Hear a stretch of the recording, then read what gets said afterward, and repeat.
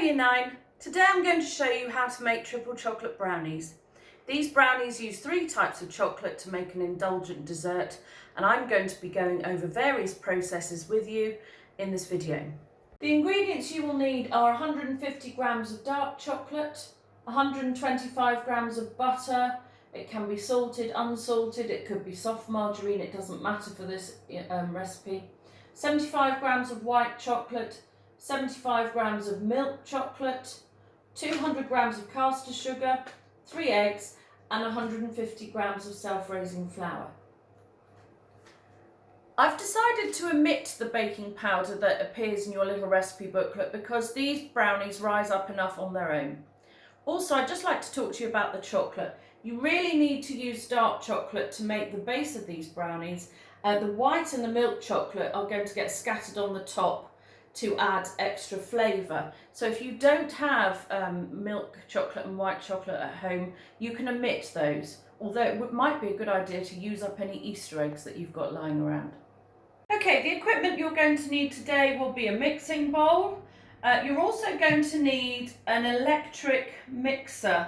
If you don't have a handheld one like this, you could use a freestanding mixer like a Kenwood Chef or something like that. You're going to need a rolling pin, baking paper and scissors, that's for lining the tin. You're going to need a spatula or a metal spoon, a plastic bag, that's for breaking up the chocolate pieces, a small saucepan and a glass bowl or china bowl that can sit on top of the saucepan for melting the chocolate. I just want to talk a minute about the right sort of tin to use. In the booklet it does say a smallish roasting tin. Well, this is my roasting tin and it's much too big. Now you could, if this is the only dish that you've got available to use, is build a wall out of foil just to separate off section of the roasting tin and use that. You could, if you haven't got anything rectangular or square, use a circular cake tin. Of course, you won't be able to cut your brownies into squares. You can use a ceramic dish. This is probably the one that I'm going to use today because this is not too deep. The deeper your dish, the longer your brownies will take to cook. This is a square cake tin, and although this is probably a good size, I do feel it's a little bit too deep, so I will probably be opting for my ceramic dish instead. Hopefully you've got something that is similar to one of these that you can use at home. I just want to talk to you about lining your tin. That's really important because you need to get your brownies out. I'm lining with baking paper. If you take a piece of baking paper that is bigger than your tin and you cut in at the corners, you should be able to make the paper fit any size of dish. So once you've cut in at the 4 corners, you just smooth the paper into the dish and the corners should fold over each other, allowing you to line the dish. Okay, once you've lined your tin, your next job is to boil some water. I've only got about 5 centimetres or so in the bottom of my saucepan here because my bowl fits quite low into the saucepan. If you've got a bowl that sits a bit higher up, then you can afford to put more water. So that water is going to boil. Once it's boiled, we're going to turn the heat off and put the dark chocolate and the butter into the heat-proof bowl. That could be either a glass bowl, a ceramic bowl, or a metal bowl. Please don't use a plastic bowl because you're in danger of melting it. Okay, once you've melted your butter and your chocolate, we're going to break up the white and the milk chocolate in a bag. So you break it into pieces, loosely tie the top of the bag, and then bash it with a rolling pin. Squeeze out any air because that will cause the bag to break. What you really want is smallish fragments.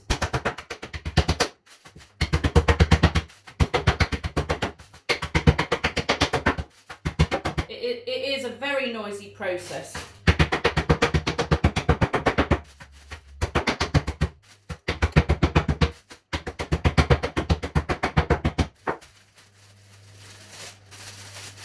Okay, so you should have some smallish chunks ready to scatter on the top of your brownies before they go in the oven. Okay, once you've set your chocolate and butter off to melt, you're going to whisk the eggs and the sugar until they're very thick and creamy. Sometimes this is called until the ribbon stage or leaving a trail in certain recipe booklets. And you do really need an electric mixer for this.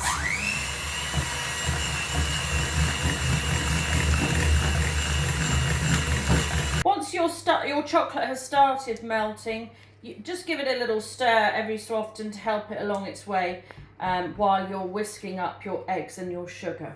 Right, can you see inside my bowl that this is getting very thick and creamy? This is the eggs and the sugar. I'm going to stop here, and this is what is called leaving a trail. You'll see that sometimes in recipe books. It might say whisk till the ribbon stage or until you can leave a trail. And that's literally so thick that you can see it trailing off the end of the mixers. Okay, so you can see that the chocolate and the butter have melted together and are nice and liquid. That now is going to get poured into the mixture. I'm just pouring it down one side of the bowl because I don't want to squash all the air that we've whisked into the mixture so far. So just adding it in one area will help that. Also, I'm then going to sieve in the flour. Now, I don't always sieve flour in recipes, but in this case, because we've got a nice foamy mixture already, we don't want to add any lumps of flour. So I would sieve it in just to keep it all lovely and light. And then you're going to use your spatula to mix the flour and the chocolate into the eggs and the sugar mixture. Now I'm going around the sides and in through the middle. This is called folding. You can do it with a metal spoon if you like, but I prefer a plastic spatula. If you don't have a spatula, it's not the end of the world. And you're going to fold in round the edge, across and through the middle, right to the bottom of the bowl each time, making sure that you haven't got any flour sticking to the bottom or the sides. So make sure you go all the way around the sides, right through the bottom. And we're going to mix that in. You can see it's looking really marbled now. We want to mix that in until it's really even coloured, and then you'll know it's done. Can you see there's some flour there that just came up from the bottom? So make sure you go right to the bottom each time, getting any stray bits of flour along the way. Okay, so it's all evenly mixed now. You can see there's no white pockets of flour anywhere.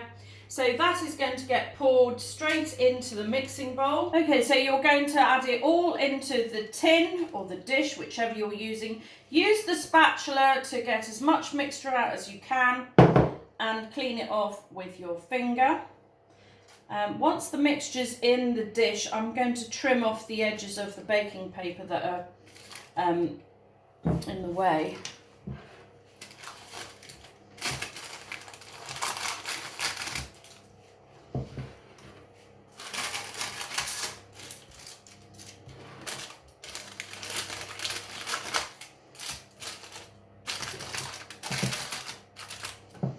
And then you're going to scatter over your crumbs of chocolate that you bashed before. And they get scattered onto the top. And then this is going to go into a moderate oven. So that would be 180 degrees C. Now I'd just like to mention something about oven temperatures here. If you have an oven that tends to run a little bit hot, my oven at home does run a little bit hot, I would suggest you turn the temperature down a little bit. So the specified temperature is 180. Because my oven at home I know is a little bit too hot, I'm going to turn mine down to about 160. So it might be worth checking with the person who does most of the cooking at home if you might need to do the same. It will bake for approximately half an hour. Okay, so here's the brownie out of the oven. Now, probably the hardest thing to know about brownies is when they're cooked. It should have an ever such a slight wobble in the middle. I don't know if you could see that. The edges will cook first, so they should feel firm on the edges with a slight give in the middle,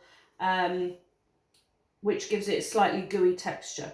If you're at all unsure if your brownie is done, I have a tip for you, which is to leave the brownie in the oven and turn the oven off if you're not quite sure that it's done. Another tip is do not try and cut it while it's warm because it will just ooze everywhere. So really this brownie needs to sit for another half an hour to an hour to cool down sufficiently for you to be able to cut it into pieces.